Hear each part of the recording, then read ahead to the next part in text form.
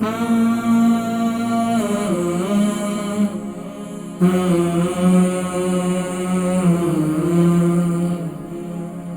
का पाउडर ले लें, तकरीबन आप 1 टेबल स्पून, और 2 टेबल स्पून आप उसमें शहद डाल दें।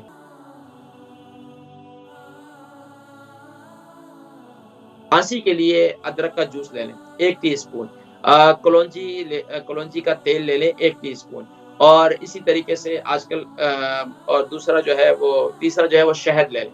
ये 3 चीज़ें सुबह नहार मुँह आप इस्तेमाल करें, आप ये देखें आपको काफ़ी फ़ायदा होगा। अच्छा, एक और नुस्ख़ा मैं आपको बताता हूँ आपके लिए, जिससे आपका बलगम भी कंट्रोल होगा, आप खाँसी भी आपकी कंट्रोल होगी। मुलट्ठी का पाउडर ले लें, मुलट्ठी मिल जाती है, मुलट्ठी का पाउडर भी हमारा यहाँ से मिल जाता है। मुलट्ठी का पाउडर ले लें, तकरीबन आप 1 टेबल स्पून, और 2 टेबल स्पून आप उसमें शहद डाल दें, और उसमें तकरीबन हाफ़ टी स्पून उसमें ब्लैक पेपर भी डाल दें। इसको मिक्स कर लें, जब भी आपको खाँसी है उससे पहले थोड़ा-सा इसको चाट लें, उसके बाद चाट लें, तो इससे इंशाअल्लाह आपको काफ़ी फ़ायदा होगा।